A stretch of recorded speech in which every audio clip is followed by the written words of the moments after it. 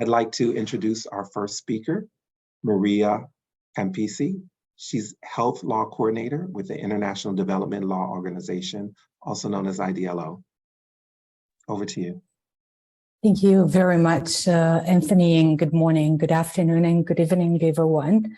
Thank you for having me here. It's really a pleasure for me and an honor to present the Legal Preparedness Action Package on behalf of the group.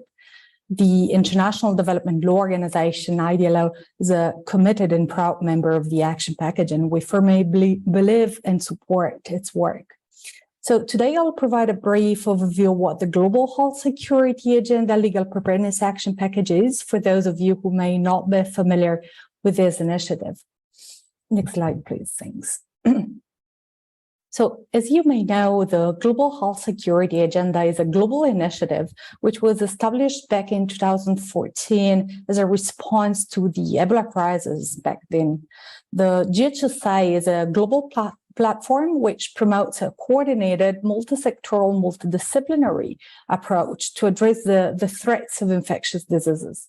And it works on different thematic areas of global health security through action packages, meaning thematic working groups, which aim to address specific challenges in global health security. And the Legal Preparedness Action Package is the newest action package established under the GHSA. It was established in September 2021 in light of the pressing need to raise awareness on the concept of legal preparedness as an often neglected aspect in preparing for public health emergencies. Next slide, please. So before presenting you the action package, let me first perhaps provide a bit of the rationale behind its creation. Why was there a need for a dedicated working group on legal preparedness? So the need for a working group on legal preparedness came from the process of taking stock from the lessons from the COVID-19 pandemic. As you know, some of the reports of panels and commissions which have reviewed the country's response to COVID-19 have revealed that one of the main bottlenecks in countries' response to the pandemic was the lack or inadequacy of effective legal frameworks and legal capacities at the national level to provide a timely and effective response to the pandemic. Whilst legal preparedness had been longly neglected as a critical capacity for strengthening health security, both at country level but also at global level. So there was this urgent need felt, both at global and country level, to promote legal preparedness and to build up expertise and workforce in this area. So next slide, please. So why is legal preparedness important? Why are we here talking about legal preparedness? First of all, legal preparedness is a cross-cutting capacity. You see here from the diagram on the screen, it affects many different areas of a coordinated response to public health emergencies, and it is critical in achieving health security by promoting a coordinated approach to build legal infrastructures. It ensured that the legal foundations and the legal capacities are already in place to be operationalized, and that legal issues are resolved in advance of a crisis whenever possible, before the crisis. And this, of course, allows for saving precious time during the emergency, because it means that more time and energy can go and can be dedicated to public health issues, communication, scientific research, and so on and so forth.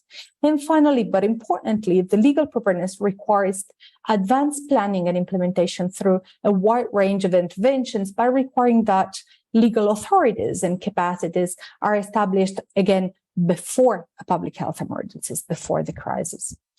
Next slide, please.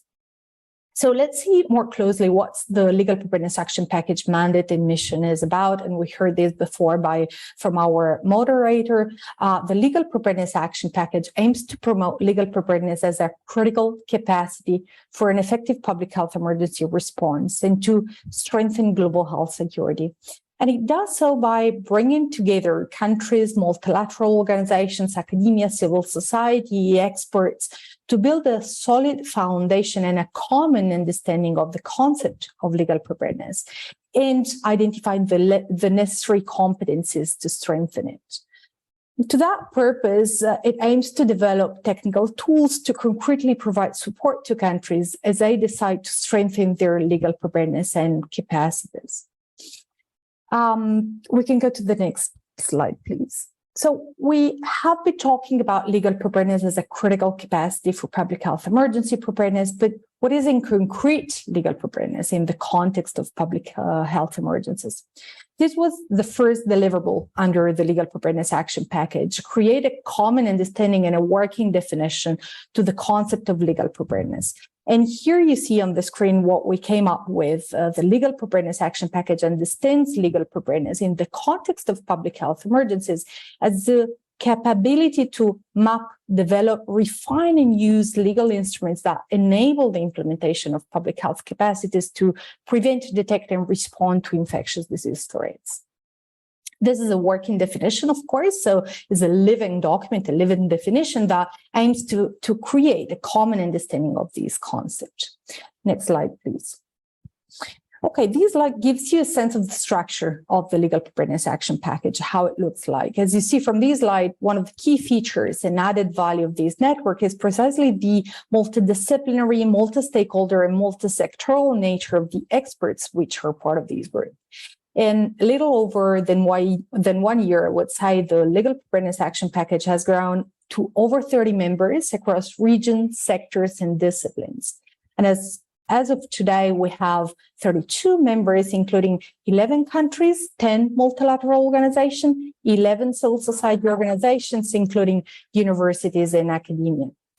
Next slide, please. Here you see our strategic objectives. We have defined 3 core areas of action and intervention. The first strategic objective is outreach and advocacy, which aims to promote awareness around the concept of legal preparedness. The second one is the development and dissemination of guidance tools, including first and outmost, of course, the definition, the working definition that we discussed before, but then also based on that to develop and roll out technical tools to guide countries to improve their legal preparedness. And finally, the third component where IDLO is leading together with other members of the action package is a capacity development component. And under this component, we build on the tools and guidance available to offer and leverage support to countries for strengthening their capacities, and also to create multidisciplinary networks of experts to provide that support. Last slide, please.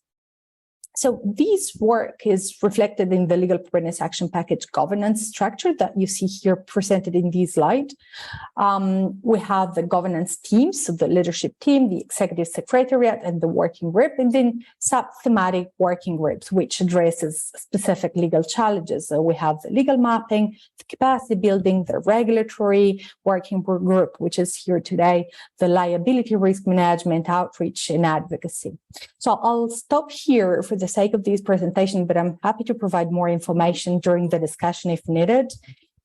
And you can find in the final slide the contact details of the Secretariat in case you would like to reach out to the package. Thank you very much, and back to you, Anthony. Thank you, Maria. And just to sort of inform everyone that today's presentation will be separated into 2 parts. Part 1 will be an introduction to liability, and we will have 3 sessions during that part. And we'll have discussion after the end of the 3rd session. Part 2 will be liability risk management mechanisms, and we'll have 2 sessions then, and we'll have discussion after the end of those 2 sessions. So with that said, I'd like to turn it over to our first presenter to discuss an introduction to regulatory aspects. And it is Ms. Deborah Yeski, Head of Regulatory Policy and Intelligence, Global Regulatory Affairs with CEPI. Thank you, Anthony, and good morning, good afternoon, good evening to everyone, and thank you for being here, and thank you for having me present today. I'm just going to take a little bit of time to talk about the regulatory aspects that we encounter. As Anthony said, I'm from CEPI. I'm the head of the regulatory policy and regulatory intelligence at CEPI. But before CEPI, I was with the US government for 20 years in doing regulatory preparedness on a number of different stages in different areas within the federal government. And so this is what I'm going to talk a little bit about today. So I don't know how to advance my screen. There we go. So some of you may have seen this. Folks in regulatory know this ad nauseum here. I just wanted to talk a little bit about the traditional drug development timeline and what the goal and the purpose of that is. And it takes years, decades sometimes to get one drug approved. A lot of drugs fail at that early basic research prior to getting into early development. And then one candidate is able to make it to the finish line. And the role of this development timeline and why it is so long usually, and I'll talk a little bit about that in just a bit, is to prove that medical countermeasure, that drug, biologic, the like, is safe. First and foremost, it has to be safe. So when you're going into a phase 1 protocol, or phase 1 study, it's a very small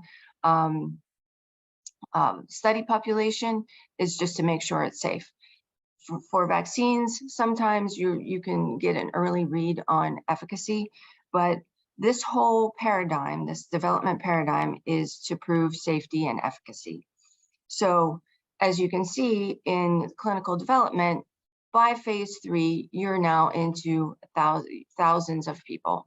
Still not a lot, however, to really identify safety markers. It's not until the drug is approved and it's available widespread on the commercial market do you really get a sense of when there could be safety signals.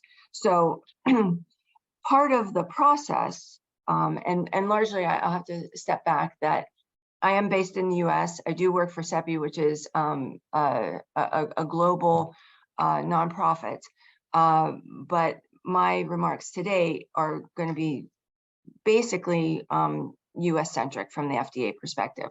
I'll sprinkle some EMA references in there as well. But what does an approval get you, a regulatory approval, really anywhere with a stringent regulatory authority, is that based on everything that has been studied to date, when a developer submits a dossier for review, is that product would work for the confirmed target, and that all of the assessments that have been done in that picture, in that dossier picture snapshot, is that the benefit outweighs the risk. And then that if there are risks, what are the strategies to mitigate those risks? And those can be found in approved package inserts, or the labeling, or in the US specifically, their FDA has a risk evaluation mitigation strategy, REMS program, which some products need those strategies put in place. So I just kind of wanted to outline that for you right now, because what I'm going to talk about is some other mechanisms. So access mechanisms, so we saw the traditional timeline, and that's how traditional drugs and biologics get approved. But what if you needed a product prior to that happening and you couldn't wait? If there's a serious disease or medical, life-threatening medical condition, and these products were not commercially available yet. There are some mechanisms to do that within the FDA realm, and other regulatory agencies have these as well, is expanded access or compassionate use. There's also an emergency IND, and that's really sort of like a one-person IND, investigational new drug application. Expanded access could be very small, or it could be for a moderate population. And this is if, and these are all, again, under the regulatory review of the regulatory agency. Their IRB approvals need to be had, whether it's after the fact, but those still need to be in place. Exceptional circumstances, I put that in there and it's in red. That's a mechanism from EMA. All of the EMA expedited or prior approval, I can't even say a prior approval in this context, because EMA issues authorizations. So these are full commercial approvals. So it's not like an expanded access, but it is something to get a product quicker than before a product is fully approved. Expedited programs, FDA has one pathway, accelerated approval pathway, and then 3 mechanisms to speed up development. EMA has these accelerated mechanisms as well, expedited mechanisms as well. And again, conditional market authorization, this is a authorization. Accelerated approval is an authorization or approval as well, but phase 4 requirements to study the product more after the initial approval is required. So I'm changing gears here now, because what we saw, the regulatory mechanisms within the pandemic, COVID-19 pandemic, were a little bit different. So a number of different regulatory agencies, including FDA, of course, had emergency use authorizations, which is not an approval, but it was an authorized approval, or authorized to use a product during a period of time. And FDA also, in that context, has fact sheets for healthcare providers and the recipients of the product, as well as conditions for approval, which gives instruction to healthcare providers, states and local officials on how to use the product and in what context to use the product. There is also WHO emergency listing. EMA has had a conditional marketing authorizations. We saw that on the previous slide as well. They had that for COVID. Some agencies had interim orders. Health Canada had interim orders, and then other regulatory agencies had COVID-specific mechanisms to use things for this public health emergency. A lot of the regulatory agencies use the reliance mechanisms. So if a country had a reliance agreement with the US, they would adopt the emergency use authorization that the US had authorized for that product, and that they could use that as the same if their legal framework allowed it to be so. But if they had those agreements in place, that would be something that they could use. So we saw a lot of different things within the COVID pandemic. And the thing that is very important to look at now, that if COVID specific mechanisms were put in place, we're looking now to see if those mechanisms would be fit for purpose for another or the next public health emergency. So that's very important to understand, and to again, for preparedness sake, to get ready for the next public health emergency. Okay, all right. So regulatory preparedness and looking forward. we saw within the pandemic, specifically for vaccines, mRNA vaccines, that the first vaccine was rolled out in 326 days. So specifically at CEPI, we put this graph together and we said, and that was a huge feat. And there's nothing more exciting than to see something for preparedness sake to be rolled out so quickly. And I know that a lot of people, not probably in this audience, but in the general public, thinking that, you know, that was actually too fast. It was, you know, the government cut corners. There's, I don't know, metal in the vaccines or whatever. Of course, that was not the case.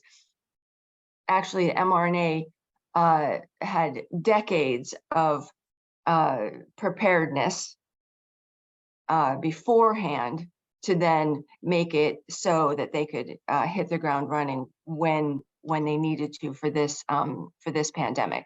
So the thought process is that if we could, from here on in, actually months ago, start preparing for the next public health emergency, if we could, what could we do if we were ready to roll out vaccine in 100 days instead of 326 days? And that's what that graph shows you, is 100 days would save, you know, you can see that in April 2020, 2.3 million confirmed cases, and then ending at 326 days, we were already at 66.7 million. So the thought process is, if we can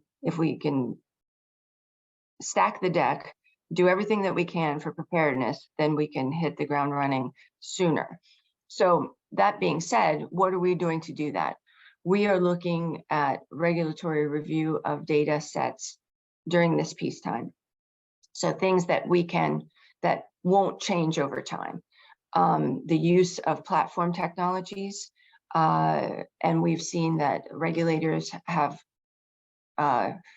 grown comfortable, a little bit more comfortable with some vaccine specifically technologies, that they can allow certain things to go out the door quicker, and then follow up with say tox studies that you wouldn't need a tox study before you would go out the door. You could do it afterwards.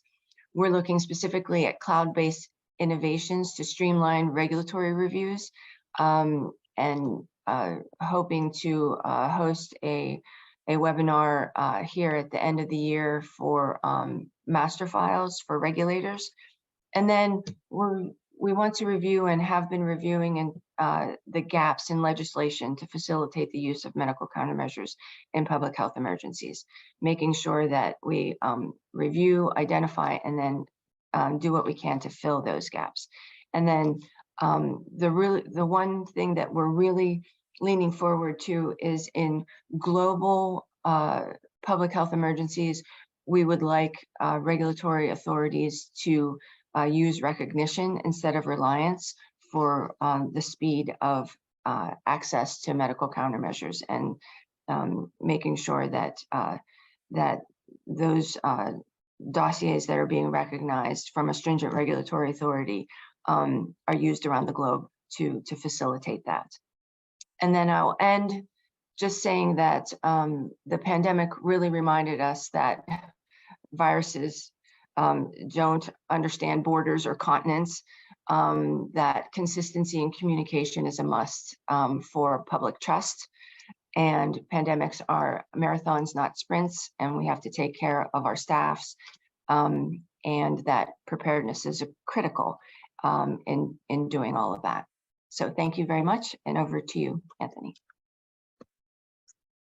Thank you, Deborah. I think most of us, our heads were spinning at 326 days, and to hear that 100 days is being contemplated is absolutely mind-blowing. Although most of us would not like to live through this again, but it's great to hear the work that you guys are doing at CEPI. I'd like next to present our next speaker, who is going to is going to provide an introduction to liability risk management.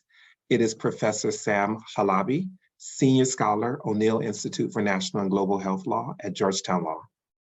Over to you. Thank you, Anthony, and I'll try to keep my remarks fairly short, just to make sure that we remain on schedule. But primarily what I want to speak to everyone about is the issues embedded in what is now draft Article 10 of the proposed pandemic accord addressing liability and risk management. And I'll try to also situate those into Maria Chiara's overview and then Deb's focus on regulatory aspects of vaccines approval. Article 10 is currently addresses three broad topics. The first is vaccine compensation systems, which Sonia is going to elaborate upon in more detail in just a minute. And then secondly, sort of model indemnity clauses or national systems for addressing liability and risk. And then finally, systems of transparency and sharing for all of the above. So to put it in terms that Deb discussed in terms of safety signals, we continue to rely on the private sector to generate medical interventions, vaccines, therapeutics, diagnostics.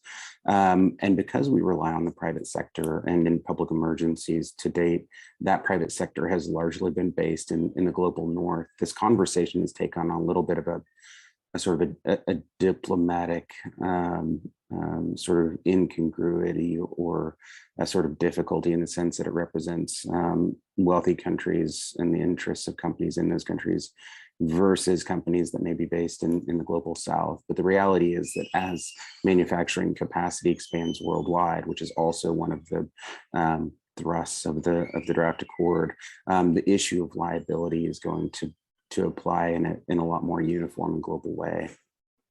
The companies that we now rely upon to produce vaccines, therapeutics, and diagnostics, they do so with under the cloud of potential liabilities, right? So if anyone gets injured or suffers an adverse event, then those companies under the law of almost every country are typically liable for the injury that results.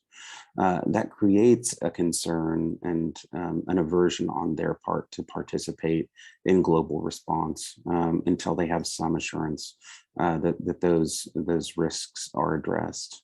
And I think it's an entirely fair point to say, well, that we shouldn't be thinking about dollars and cents and buying and selling in that way in the context of a public emergency. And that is a sentiment that I wholeheartedly support and agree with. The reality is that we do now and for the foreseeable future will continue to rely upon those actors, and therefore it becomes a factor that we have to address. So the principal concern of Article 10 is vaccine compensation. And that says simply that if a person suffers one of the rare events that Deb mentioned, that person should not bear the costs of that injury and therefore let the entire community who didn't suffer it benefit. And vaccine compensation systems are a way to achieve that. Under those systems, typically, a government in partnership with manufacturers will create a fund. They will create an adjudicatory process or a claims process by which those claims can be made. And then resolved, typically with a finite payout that is given according to a schedule. And just to give you a little bit of a sense of how rare those events might be and what we need to be concerned about, in the case of mRNA vaccines, the adverse events have typically had to do with heart inflammation in young men. And for adenoviruses or what the vaccines typically associated with AstraZeneca, the risk has been stroke in middle-aged women. So essentially you're talking about risks that couldn't have been foreseen. They're very rare, but they affect discrete populations. And in future emergencies, they may affect people with given genotypes or phenotypes. Vaccine compensation systems create a way for those people who suffer those rare events to be made whole, and to be made whole in a way that brings together all of the stakeholders or constituencies that have to do with public health response. The second grouping of risks that are addressed in Article 10 have to do with model indemnity clauses. They have to do with having exactly what Maria Chiara mentioned in her overview, these advanced legal measures that can be in place to save time. So those would include how much risk and benefit are divided between governments and manufacturers, what kinds of indemnities manufacturers will keep on their side versus being supported by the public sector. The draft language also suggests that those limitations on indemnity and liability should be time bound. So in the current context, 2 years has often been mentioned as the correct amount of time for those indemnities to be covered. And they should also apply only to novel products. And the idea there is that if we have vaccines or therapeutics that have been on the market a long time, we know a lot about their safety profile. It makes more sense for manufacturers to continue to be the ones who will compensate any risks or injuries of loss. And then finally, the draft Article 10 suggests that all governments do their best to make these kinds of model procurement or indemnity coverage clauses transparent and available for other governments to see how they're managed. I'm going to go ahead and limit my remarks there, because I know that we're also interested in how the regulatory aspects and model indemnity clauses and vaccine compensation systems are considered in the context of internationally supported finance for procurement. So I'm going to go ahead and turn it over to maybe Anthony and then Sharmila, or maybe just straight to Sharmila in the interest of time. Thanks so much. Okay, thank you, Sam. So our next speaker will be Sharmila Ramasamy, who's Senior Counsel with World Bank, and she'll discuss the World Bank's perspective on client government's liability challenges. Over to you, Sharmila.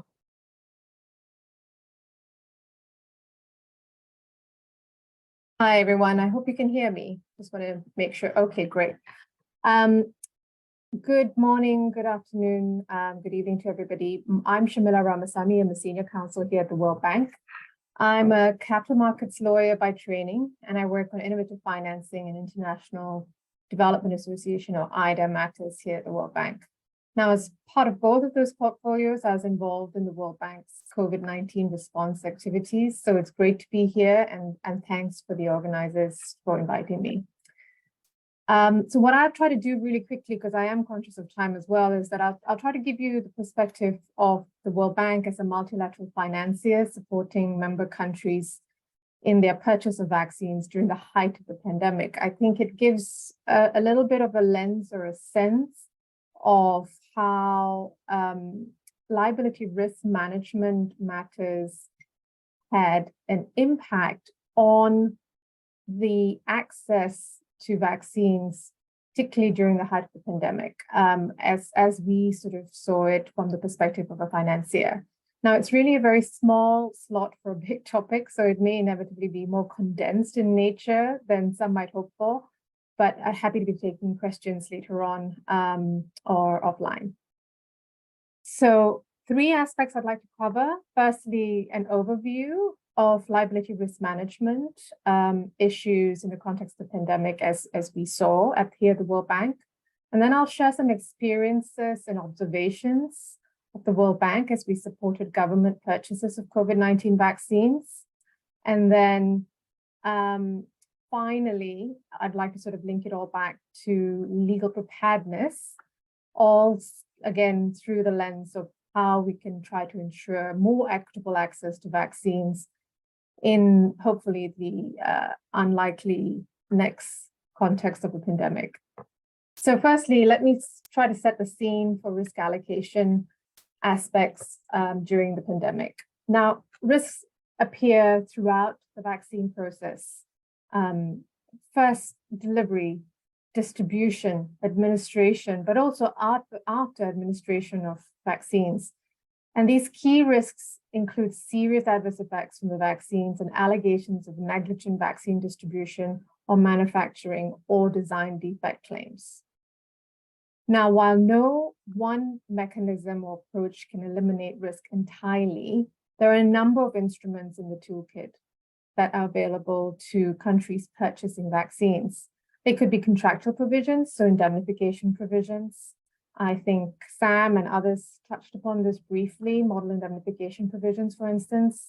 It could be domestic legislation, including the establishment of no-fault compensation mechanisms, and we'll get to this later on in the agenda.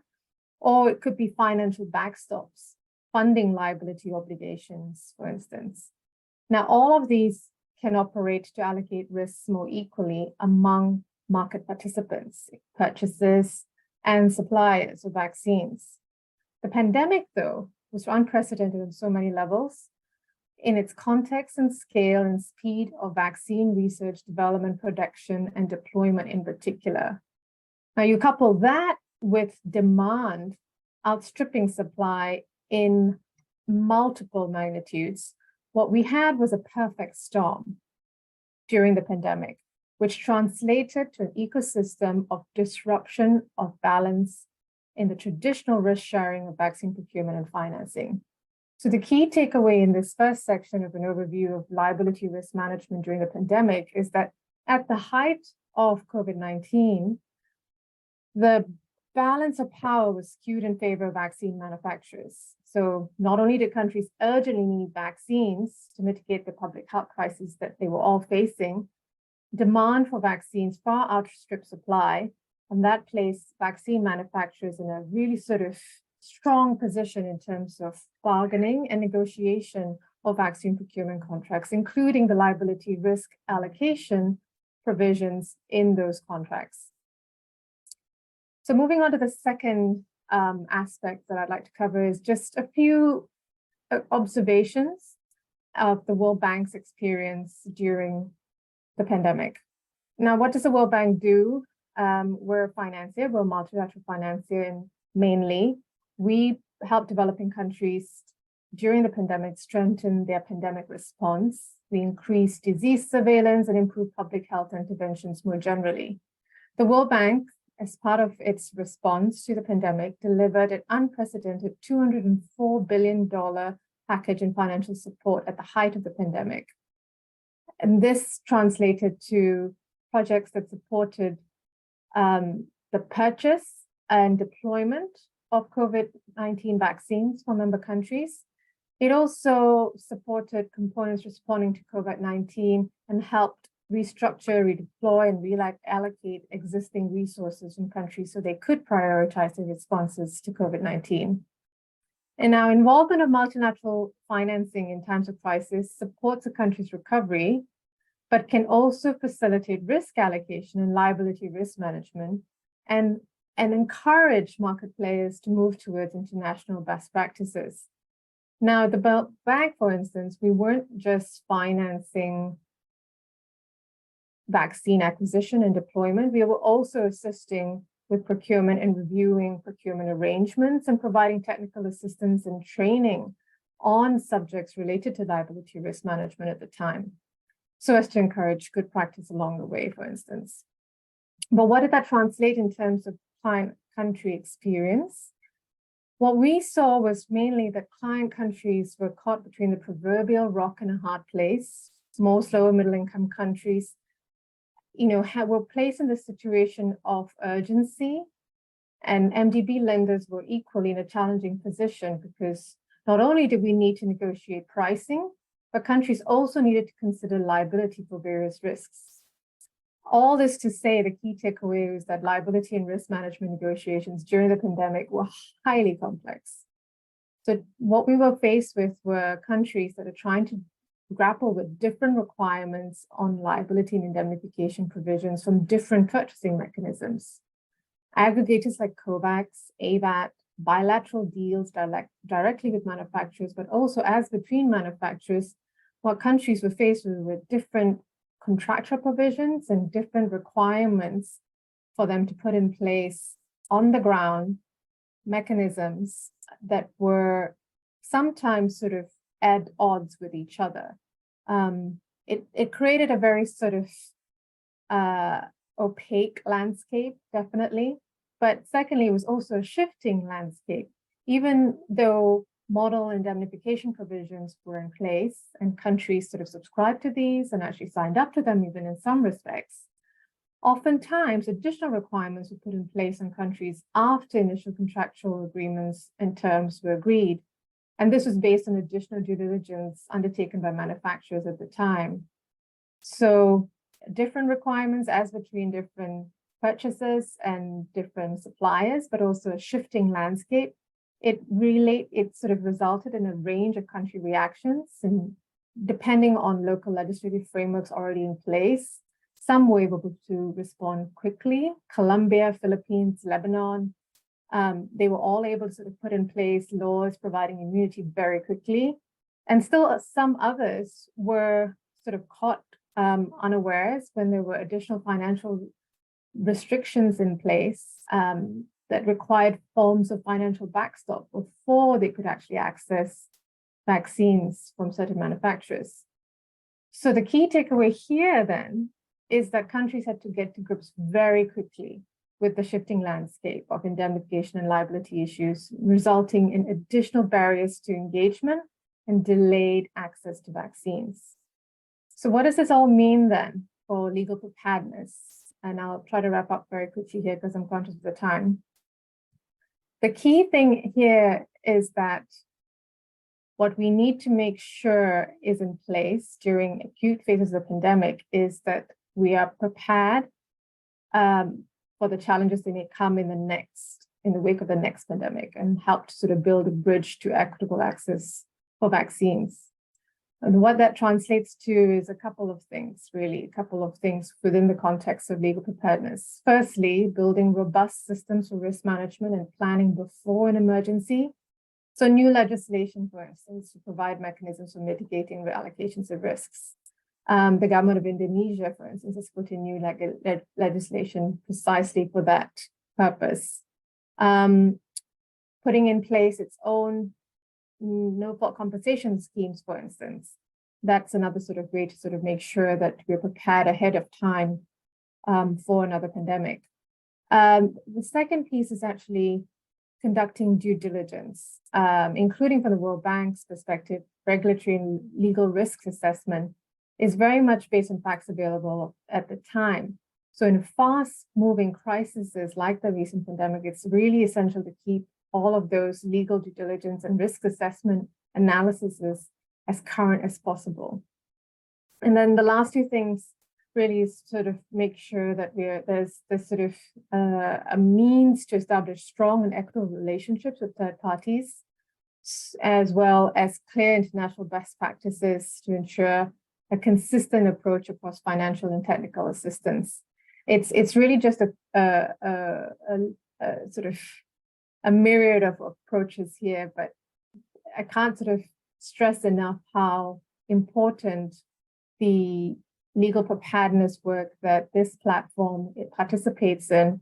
It contributes to creating those international best practices for things like no-fault compensation schemes, as well as specific sort of indemnification provisions and model terms that will be really critical during the next pandemic.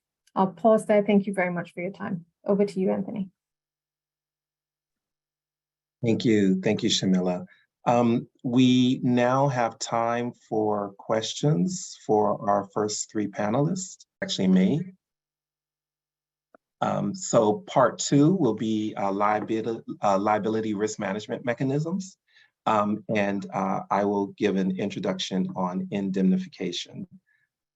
Sam talked a bit about this topic. I'm going to pitch it. I was asked to sort of really pitch it at a very high level, very, very generic level. So there are a number of people on the call today who will sort of understand the issue of liability, indemnity, no-fault compensation mechanisms, and the interplay between all three and how they inhibit a country, or can inhibit a country from fast access to vaccines. But this will be a little bit more basic for the uninitiated. So I'll delve into the, I'm sorry, I'm not sure if the presentation is showing yet. I can show it if it, okay, thank you. I'll delve into the multifaceted issue of indemnity in the context of vaccine production, examining its importance and impact, especially during a global health crisis. The presentation will unfold in the following order. I'll talk about understanding indemnity, exploring the urgency of vaccine development and distribution during global pandemics, investigating why vaccine manufacturers seek indemnity, and I'll look at the implications for countries purchasing vaccines. And finally, evaluating the critical role of indemnity in a global pandemic response. Next slide, please. To begin, it's crucial that we grasp two legal terms. I'll go back and just talk a little bit more about liability, but to understand indemnity, you also have to understand liability.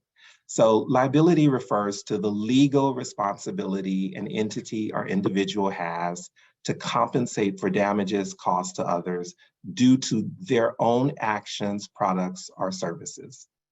For example, vaccine manufacturers bear the burden of ensuring vaccine safety and efficacy, and if proven otherwise, can be held liable for the resultant damages. Regulatory requirements are also imposed by governmental bodies and health authorities in the countries where manufacturers operate or sell their vaccines. This is why the quality and safety standards are strictly monitored. Indemnity, on the other hand, represents an obligation by one party to compensate another for specific costs or losses. Think of indemnity as an insurance policy, a guarantee provided by one party to another to cover potential damages. And in the case of COVID-19 vaccines, manufacturers were potentially liable for product defect and regulatory claims, but they were able to transfer this potential liability to governments via indemnity agreements. Next slide, please.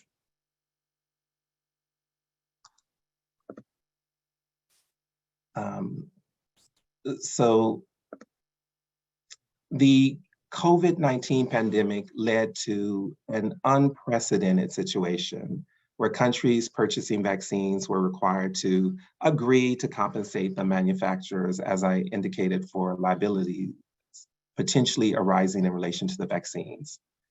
And this compensation could cover costs from a wide range of scenarios, including liabilities associated with the development process, such as claims arising from testing and trials of the vaccines, costs or damages resulting from the production of the vaccines, including claims related to manufacturing defects, liabilities arising from the distribution and administration of the vaccines, such as claims related to side effects or adverse reactions, and including the potential cost of legal suits. However, this rapid development and wide-scale distribution of vaccines during a pandemic altered this dynamic. For many countries, this was completely unfamiliar territory, as under normal circumstances, that's to say, procurement of routine vaccines are not during a pandemic setting. The manufacturer is actually liable for claims made against it. And generally, for routine vaccines, the manufacturer actually agrees to indemnify other actors involved in making the vaccine available to the public. So the situation that we were under during the COVID-19 was completely opposite of what countries are accustomed to. And the situation we'd likely be under any pandemic setting would likely be similar to what we went through during the COVID-19 setting, where manufacturers have a great deal of negotiating power as they've developed the vaccines that are making it available to the public and governments that are eager to obtain it. Next slide, please. The sort of urgency of developing and distributing vaccines, as we heard earlier, contributed to the liability situation. So normally vaccines are distributed gradually over years within restricted areas, restricted geographies. However, during a pandemic such as COVID-19, vaccines were developed and distributed rapidly on a global scale. And this significantly increases the risk for manufacturers who may face potential liabilities in the face of claims about adverse events, as I said, defects and other concerns. And just the sheer uncertainty of the situation led manufacturers to want to seek out the indemnity. If we can look at an example, for example, in 2011, Kenya became the first country to roll out the pneumococcal conjugate vaccine. This was more than 10 years after the vaccine had been rolled out in the US. In contrast, by October 2022, nearly 13 billion shots had been delivered of COVID-19 vaccines across 184 countries. This was less than 3 full years after the start of the pandemic. The sheer scale of the program at such an accelerated timeline just presented risks that manufacturers, that are just unique for a pandemic setting, and manufacturers are unable to take the financial risk as the exact safety profile of the vaccine is not as fully developed as it is during a slower rollout that may happen slowly in the US and then over time expand to other countries, or slowly in one particular country in Europe or Latin America or Africa or Asia, and then slowly progress over the rest of the country. So next slide, please. So manufacturers are seeking this indemnity claim in order to manage their risks. Despite rigorous testing and regulatory oversight, adverse effects still occur. The differences in the legal systems across countries adds another layer of complexity and risk for manufacturers. The lack of predictability of legal claims against manufacturers is daunting, and manufacturers aim to mitigate this risk through the indemnity agreements, which serve as a safety net protecting them from financial fallout and liabilities. The very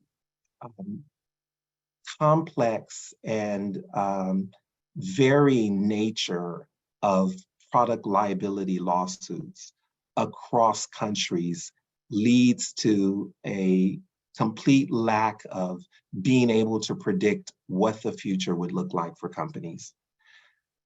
Countries have different standards for product liability lawsuits, and even within countries, different regions, territories, or states may also apply different standards. And so understanding what potential liability that a manufacturer could face as they're rolling out a novel vaccine that is where the safety profile isn't completely known, and being subject to potential different types of litigation with different standards and different legal requirements as to where they might be liable due to strict liability laws, or where there might be a requirement for negligence, or where there may not be a requirement to show causation.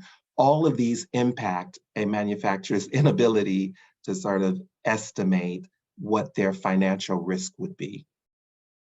The implications for countries purchasing vaccines is, with these different frameworks for handling sort of these vaccine-related injuries or adverse effects, is that some countries establish specialized compensation programs.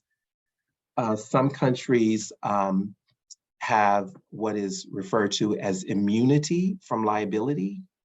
And immunity is a legal concept that in essence protects an entity from being held legally responsible for certain actions or circumstances.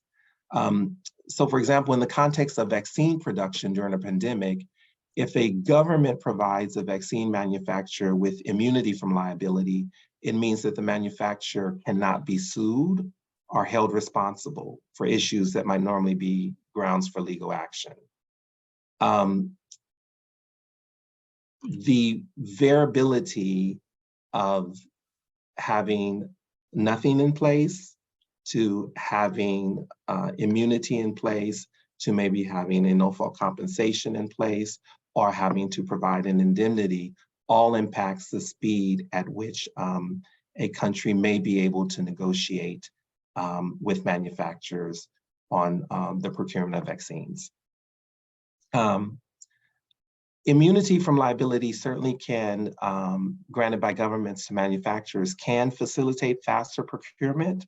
But for some countries, there are ethical and legal impediments that prevent countries from providing this immunity. Also, it's worth noting that immunity doesn't exempt manufacturers from maintaining strict safety and efficacy standards. And as I noted, countries also provide compensation programs, and we're going to hear a little bit more about that in a few minutes, that could help to address, to a certain extent, manufacturers' liability concerns related to serious adverse events, and may also lead to faster procurement negotiations. Further implications, if we can go to the next slide, please. Countries without specific laws that allow them to enter into indemnity agreements can face significant challenges during vaccine procurement. Also, certain laws might restrict governments from signing contracts that can include indefinite financial obligations or exceptions for manufacturer negligence. Countries have been able to overcome these restrictions during the COVID-19 crisis by seeking parliamentary approval or enacting specific legislation. However, as you can imagine, going through this process during a pandemic can be hectic and can be concerning and uncertain, as we saw with some countries able to pass legislation quickly and other countries going through a much slower, detailed process. And much of it may depend on the politics that are at play at the time. This is why it's critical to start addressing these issues during peacetime when there is not a pandemic happening. If we can go to the last slide, which is the conclusion.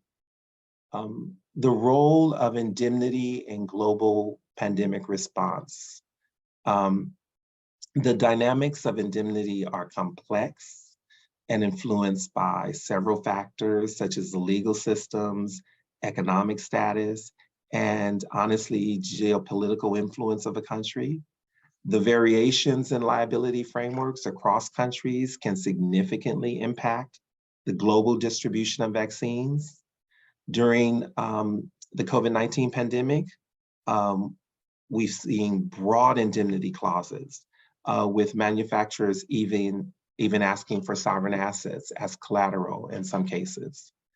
I believe Shamila referenced that a number of countries were required after the fact to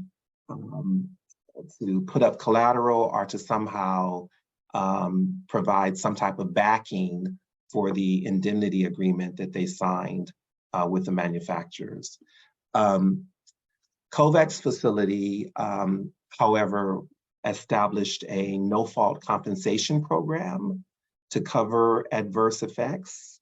And the hope was that this would potentially limit potential liabilities and help to facilitate the procurement of vaccines in countries easier.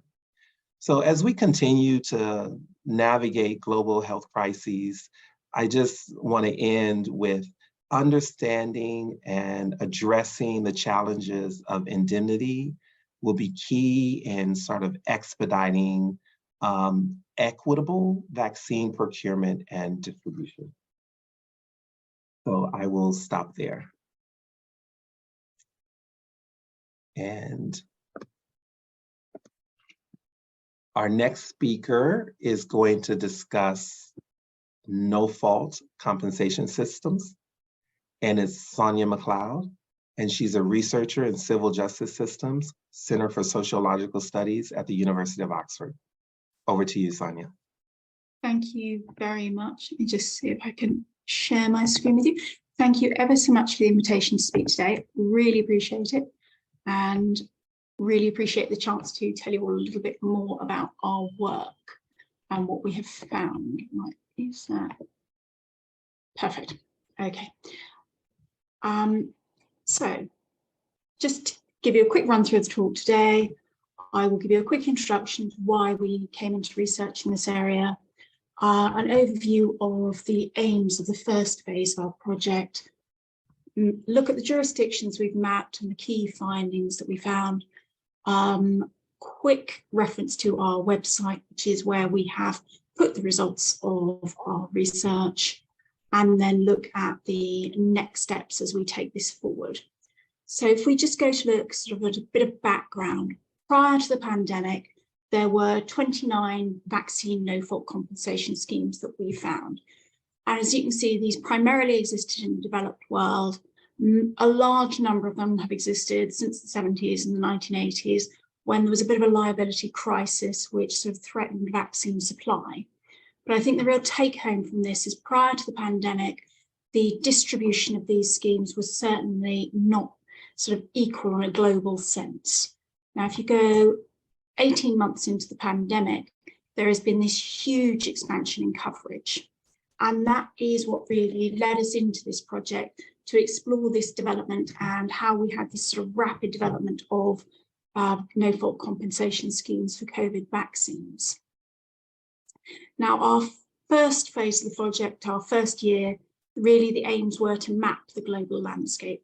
So to look at the background of these schemes, the framework that was used to set them up, when they started, to look at the vaccines that they covered, to look at which injuries were covered, who could make a claim, whether there was a charge for making a claim, what kind of losses each of these schemes covered, the time limits associated with making a claim, and how claims were evaluated. So what was the standard that was used to evaluate these claims?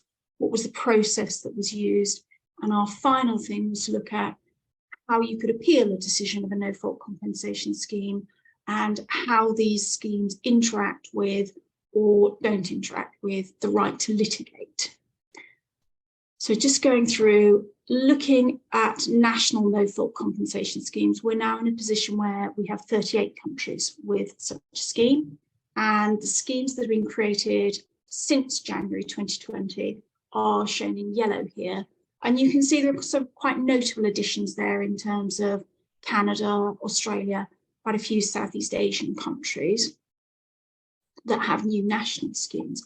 But the big increase in development in these schemes has been driven by the multinational schemes. And there are 98 countries covered by 3 multinational schemes. And these have really driven the expansion in low and middle income countries in particular. So if I look at the 3 schemes in more detail, AVAT's obviously Africa and Caribbean focused, 38 countries, and you can see there, they are predominantly Africa. There are a few Caribbean nations. COVAX is the largest of the multinational schemes. Obviously, there are 92 countries in there. And the smallest scheme is the UNICEF scheme, which is focused in Southeast Asia primarily. And you can see there's overlap between UNICEF and COVAX. There's overlap between AVAT and COVAX, but there is no overlap between AVAT and UNICEF. And this is just a diagram of the jurisdictions we mapped, just to sort of so you can see how they interrelate, and that we have a number of countries that are covered by multinational schemes, not just one scheme, but are either double covered or are triple covered with a national scheme as well. And it's really important to note when we look at the multinational schemes that although there are 98 countries, these are not comparable necessarily to the national no-fault compensation schemes, particularly because the multinational schemes cover the vaccines supplied under their framework. So they don't actually cover all of the vaccines supplied in that jurisdiction. And in that way, that is quite different to the picture we see national schemes tend to cover all of vaccines in their jurisdiction. So although the maps look like we've got this rapid expansion in coverage, it is a little bit comparing apples and pears. They are not necessarily the same. So if I just run through now some of our key findings from phase 1. The first finding we looked at really is, how were these schemes created? Were they created with legislation? Are they voluntary schemes? And the majority of schemes are statutory schemes. In statutory, we've included things like presidential decrees with sort of either legislative or constitutional basis, but where the actual rules of the scheme are implemented, for example, by the Ministry of Health or another body like that. So we've included those as statutory schemes. So countries like Indonesia, for example, use that model. I think the interesting one on the statutory, non-statutory is that obviously all of the multinational schemes are non-statutory, which you would expect because they clearly obviously cover a multitude of different jurisdictions, and it would be really hard to get legislation through each and every of the 92 jurisdictions in the COVAX one. But notably in there are some countries that have opted for a non-statutory model: Canada, Malaysia, Singapore, and Finland. So if I then move on to eligibility to claim for individuals, most schemes have some kind of a geographical restriction on who can claim. So they will only cover, for example, vaccines given within a national, under a national scheme within a designated territory. The multinational schemes, again, have geographical restrictions. The vaccine must have been given in a participating member state. Some of the schemes also have restrictions on who can and cannot claim. So the national schemes will designate that claimants must be either citizens, residents, permit holders. So Singapore, we see those requirements. Other countries such as Canada, we see there are explicit that there are no citizenship requirements, that it is available to anyone who is vaccinated in Canada. So there are differing pictures with regard to both geographical and claimant restrictions. Oh, come on slides, on we go. There are also requirements around vaccines. So we have varied requirements. So for some countries, they will use a specified list of diseases. So in the UK and Israel, any vaccine that's given under the programme for those diseases is covered. Others, we saw examples where the vaccine had to be administered under the national vaccination programme, or in some cases, it had to be a vaccine on a pre-specified list, so that's usually a particular manufacturer's vaccine, administered under the national programme. So we saw that in South Africa and Peru. And other countries had requirements. So to be eligible under the no-fault compensation scheme, it must have been a vaccine that was purchased by the government. So these schemes are not uniform in the vaccines that they cover. And the multinationals in particular have sort of geographical restrictions. It must be a participating state. They have claimant restrictions, and they have vaccine restrictions as well. So it has to have been only programme recipients in participating states with vaccines that are included in their schedule. So I think the take home from this is that the picture is more complex than it would necessarily appear. And even if a national scheme exists, that doesn't automatically mean universal coverage, because there are in some cases still nationality requirements, and you still in some cases need to show that your vaccine was given by a national vaccination programme. But particularly for the multinational schemes, there are this sort of triple thing of claimant and geographical and vaccine requirements that need to be fulfilled in order for someone to be eligible under that scheme. So the next thing we moved on to look at was what kind of injuries are covered. Now, all of the schemes cover deaths, so there's no question that death is covered as an adverse event. The multinational schemes will cover death and permanent injury. The majority of national schemes, in contrast, will cover temporary injuries. So 78% of the national schemes cover temporary injuries. And there were a proportion, about 5%, where it wasn't actually clear from the framework exactly how they defined their eligible injuries. So there is a marked difference, again, between the national schemes and between the multinational schemes in the injuries that they cover. We went on to look at who could make a claim. So all schemes allow a live vaccine recipient to make a claim. They'll also generally allow a representative. There are varying restrictions on who is eligible to represent. So usually almost all the schemes will, for example, allow the parent or guardian of a minor to be the representative, with differences in the ages that are sort of a majority is reached in those countries. Some of the schemes we found also allowed legal representatives. The majority didn't explicitly specify that. And some of the schemes we found provided compensation for dependents that was separate for their compensation for estates. And so in some cases, the compensation provided to dependents, including children or dependent spouses, would only be provided if the vaccinee had died. And there are generally limits on eligibility for those types of claims.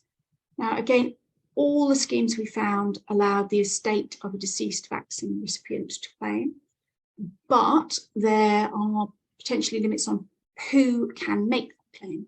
So in some situations, it was a representative of the estate, or it must be a legal heir.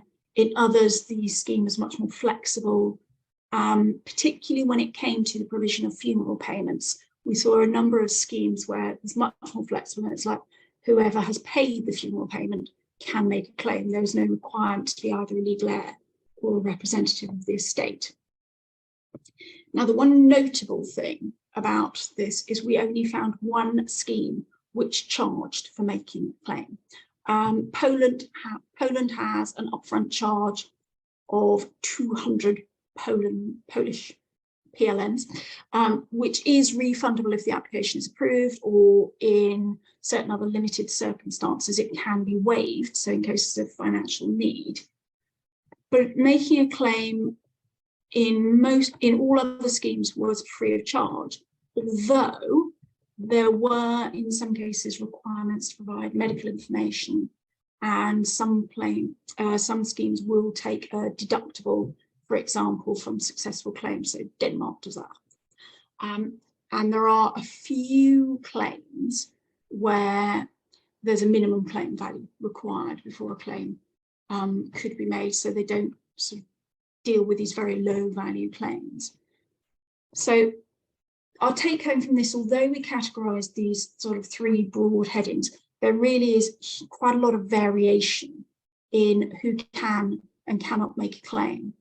And there is also a variation in how eligibility for awards is determined. So, for example, the US scheme has predetermined allocations for awards. So there's a very specified priority order of who gets dependent payments, and you have to work down the list in order to determine eligibility. So there is no universal for these schemes, they are varied. Our next point to consider was how are claims determined. And again, we found a lot of variation in this. Only one scheme out of all of the jurisdictions we looked at was adversarial, and that's Israel. All of the other schemes are administrative. Curiously, the Israeli legislation does not specify that their scheme should be adversarial. It's been in place since the 1970s. It appears to have really sort of evolved in that way, rather than it being in any way determined that it should be adversarial. Now, when we looked at how decisions are made with schemes, we found quite a few schemes that sort of use panels and say we have medical expert panels, or we have panels that combine sort of lay individuals with experts. We also found quite a few schemes that simply didn't specify how their decisions were reached. All the information we could ascertain was that a decision will be reached, whether that was either by the scheme itself or whether that was by a panel.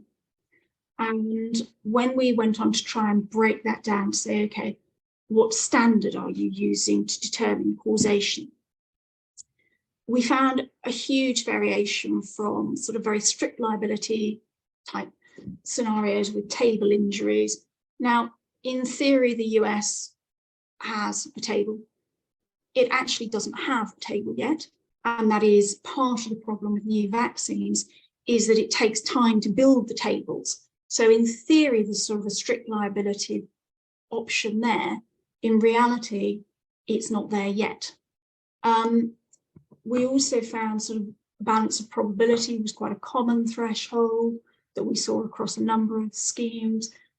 We found probable cause and preponderant probability, a bit more limited, a bit more exacting of requirement for a claimant. We sort of saw that in Denmark and Philippines. The Bradford Hill criteria was quite an unusual one, which we picked up in Guatemala. Poland, again, has a very unusual mechanism in that it requires that the adverse event that is being claimed for is included in the summary product characteristics. But there is a provision in the Polish scheme that can be, so if the adverse event you suffer is subsequently added to summary product characteristics, you can, for a limited time, go back and claim for it if it wasn't there at the time you were injured. And the one scheme we found was in Norway actually had a reversed balance of probabilities. So unless the responsible party proves that one or more other causes are more probable, the claimant will be successful. Taiwan was really interesting because almost all the other schemes have a single standard of proof required. Taiwan doesn't. It has 3 different standards, and there are 2 levels of causal relationship in there. So there's vaccine associated and indeterminate, and depending on which of those a claimant can demonstrate, they will obtain different levels of compensation. And that is really interesting because it gives that flexibility of a scheme to be able to say, well, we don't quite have enough evidence that that adverse event is associated with these vaccines yet, but we don't think it isn't, we can't rule out it isn't. So up until that point, it goes into a lower causal category, and you get a lower level of payment. If you can then demonstrate, as the evidence comes in, this association becomes stronger, it becomes associated. And so there is a more flexible approach in the Taiwanese scheme, which I thought was really interesting to see. Again, we found quite a few of the schemes just simply didn't specify the standard that they use. So we can't really provide any more information on that. Now, in terms of quantification, every scheme we looked at has a top cap. Most of the schemes are quantified using a tariff or a table. They're often based on average earnings, but they can also be a percentage of the maximum scheme award. There are very few fixed sum schemes. UK and Singapore are quite unusual. We did also see examples of schemes which are fully individualised, so not based off average earnings, but based on what you would have earned and what you have lost. We saw a handful of schemes which had a minimum claim value, but not very many, actually. I was surprised at how few there were. The other thing that there was often a cap on was funeral expenses. So when we look at compensation payments, you can see when we've mapped them out, there is generally a mix of both a lump sum payment and periodic payments. There are a few countries which offer solely a lump sum payment, and there are a few countries where the picture is not entirely clear. China's one of those. It's actually because China's scheme is covered by overarching legislation, but the implementation is regional, and so there are regional variations. which is why it's not clear one way or another. It would be clearer if you broke it down into the regions. We didn't have the time to do that. We then moved on to look at appeals and litigation. So most schemes had either an internal or an external appeal process if a claimant was unhappy with the decision. A couple of the schemes, New Zealand completely replaces litigation. The US technically doesn't replace litigation, we do know that, but it does put sufficient barriers in place that it is effectively a replacement for litigation. There are a number of schemes we found which restrict the right to litigate. So you either have to go through the scheme first, or once you've been through the scheme, litigation can only be used either as an appeal or as a sort of judicial review mechanism. So you can't you can review the scheme's processes, but you can't review the substantive decision that they've reached. And under a number of the schemes, you have to choose whether to litigate or whether to go through the scheme, and they are mutually exclusive. And there are other schemes like multinationals which don't actually really impact on the right to litigate.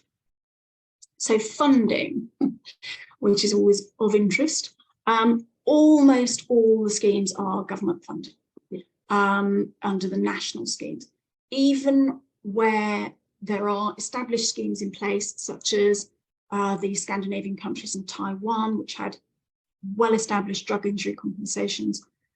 Because the pandemic was an unknown risk, this created new difficulties for these schemes. So Finland is funded by a levy, but it was underpinned by reinsurance in quotes from the Finnish government, as commercial reinsurance was not available because of the unknown nature of the risk. And we saw similar things in Sweden. Now, the multinational schemes obviously are levy funded, so they are quite different. Now, our key findings really, these schemes are not evenly distributed globally. We've looked at sort of a number of them, and they are also quite varied. So the 3 multinational schemes are non-statutory. Most of the other schemes are statutory and were created using legislation. The multinational schemes have driven the big expansion in coverage, and they cover these 98 countries. And they will only cover death and permanent injuries, which is slightly unusual. Our other key findings, when we looked, we found 4 countries, so Brazil, Lebanon, Tunisia, and Ukraine, where legislation has been enacted to create a scheme, but it's not actually been implemented in practice. So we couldn't find anything on the ground. And that, in some cases, is hardly surprising given sort of these 4 jurisdictions. I just thought it's worth noting there.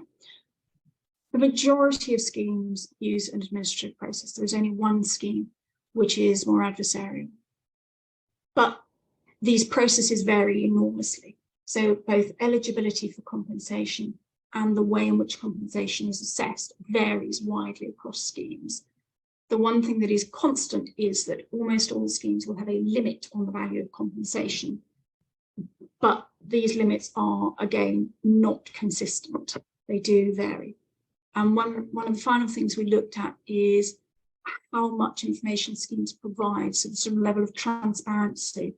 So do they provide a breakdown of activity, claim numbers, payments made? And some of the schemes do, but certainly by no means all of the schemes do. And in terms of transparency, we found it quite difficult to find information about some of these schemes. So I'm just using Jamaica as an example. I'm not particularly picking on Jamaica, but you can see here, Jamaica is an AVAT member. Now, AVAT doesn't actually publish a list of members. If you want to find the membership of AVAT, you have to go to the contacts point on their website, and then you can see where the point of contact is for your jurisdiction and then work out if your jurisdiction is covered. So it is not the most obvious way of doing it. But the other thing that's made life doubly difficult is the piece on the left is a newspaper report from the 30th of August in 2021, saying, yes, there is a compensation scheme available. Same picture, same Minister of Health, 6th of December, so a week or so later, saying, no, actually you have to litigate, there's no compensation scheme. Now, AVAT, Jamaica signed up to AVAT on the 16th of June 2021. There was a scheme in place at this point. If we as sort of experienced researchers have struggled to find this information, I really wonder how potential claimants are expected to know about them. And to my mind, a scheme is no use if no one knows about it. And that's just really, really important as we go forward. So part of contributing towards this knowledge gap is that we created a website for phase 1 of our research. It's the address there, which just has sort of a description of the project. But what it has that's really important is information and pages on each jurisdiction and scheme that we've looked at, and maps and diagrams. And we wanted it as a website because we wanted an open resource that people could find, where it's not sort of hidden behind an academic book or a paywall. It is there because it's really important people know about these schemes. So that is now operational and up and running. And we now move on to our next steps for this project. So we've mapped the landscape. The website remains a live document, but we are moving on to phases 2 and 3. Now, phase 2 is looking at the metrics of how these schemes are performing, and phase 3 will be looking at the impact that the schemes have. So we're currently sort of developing our phase 2 plans, looking at which metrics to complete, which countries to sample, and other potential data sources we might use aside from the schemes themselves. So these are the schemes, the countries that we looked at in phase 1. And from these, we have selected a number of them which are in bold. We've tried to balance so that each continent has some kind of representation, but it is quite difficult because, as you can see, sort of Africa and the Middle East, there aren't many countries with schemes. But where we can, we've sort of picked up everything we can pick up from Africa, the Middle East, the Americas. Asia Pacific, we try to pick a representative sample of countries that includes sort of the higher income countries and the lower income countries. And again, in Europe, we've tried to pick a sample that incorporates a number of different jurisdictions. So these are our sort of wish list for the next phase. And the question then becomes, well, what do we want to ask? And what we want to ask about is how many claims have been made, you know, how many have you approved, how many have you rejected each year, who is making these claims, are they live vaccine recipients, are they states, what were the demographics of the vaccine recipients? So basic information, gender, age, nationality, citizenship, were they a healthcare professional if we can get that level of detail, and also ethnicity if we can get that level of detail. We know not all of the schemes collected. And then looking, when you're rejecting claims, what are the reasons and rationales for rejecting claims? And as we move on, the other thing we want is sort of financial data from these schemes. So what's the total set aside for these vaccine claims, and what's the value of compensation that's been awarded? And that includes looking at the actual awards and saying, well, ideally, can we have a breakdown of the individual awards, or at least a range of the awards, so we can get a picture of, you know, the value that people are getting. And claims handling, how long is it taking these schemes? How many of the claims are going to be appealed? How many are, if they are appealed, how many are overturned? And if the scheme handles other claims other than COVID-19 vaccine claims, what proportion of these schemes are related to COVID-19 vaccines? And as we move on, what's the level of public awareness? What have you done to make sure people know about the schemes? Where can people find out information? And then our sort of final bit of data gathering will be looking at the population for each jurisdiction, how many vaccines were given in each of them, what vaccinations are eligible under the scheme, and looking at adverse event reactions reported to sort of national and international pharmacovigilance systems for that jurisdiction, so we can get a baseline idea of sort of vaccination data as well. My final slide is just to say thank you to IFPMA for the grant which funded this research, and to all of the people who have helped us, and there have been a number of, quite a few are on the call actually, so thank you everyone. And any questions? Oh, okay, so we can take questions for both sessions, but Sonia, I definitely have a question or maybe more of a comment. That was interesting. I just wonder to what extent we think that having no-fault compensation systems in place that are so varied will mitigate some of the sort of inequity we saw in terms of vaccine distribution last time. Because of course, as we've noted, a lot of the sort of obstacles to being able to procure vaccines were based on liability concerns. No-fault compensation systems, to a certain extent, address some of those concerns. But if you have systems that aren't covering, and I know this from my negotiations with manufacturers, if you have systems that are not covering the entire population in a certain country, that's not really one addressing their concerns. If you have systems that aren't made available and the public don't know about them, I would imagine that's also not addressing their concerns. So to what extent is just having it in place better than not having it? Or is it just that maybe we haven't really moved the needle in that place as much as we've thought? I think it's really difficult, and I do agree with you. I'm not sure having a scheme for the sake of having a scheme is particularly beneficial. So I think that there has to be this combination, not just of putting a scheme in place, but of making sure that if you can, that the coverage is more comprehensive. So it does cover vaccines given in that jurisdiction rather than just vaccines given by this program in that jurisdiction, which is really difficult. And I'm not certain that I particularly have the answers to it. That is a real difficulty because, as I've tried to point out, although it looks like we have comprehensive coverage, actually, if you break that down, you have to look at what proportion of the vaccines were given by COVAX in that jurisdiction, what proportion came from bilateral agreements with manufacturers, what proportion were donations. So of the total pool of vaccines that were administered, how many are actually even eligible under the programme? And that is something that we would like to do as we go forward into the next phase and really be able to begin to unpick how effective these schemes have been. But at the moment, we don't have the data on that. That's our next data collection, I'm afraid.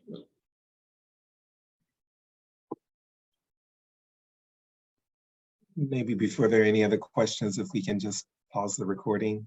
Yes. Thank you, everyone, for this excellent discussion. I hope that individuals feel that they're informed and they were able to take away some information on indemnity, liability, no-fault compensation mechanisms, and are able to use some of the information in their discussions that they're having currently. I want to thank each of the speakers who spoke today, and I'll let everyone go because we are already over by 6 minutes. Thank you all.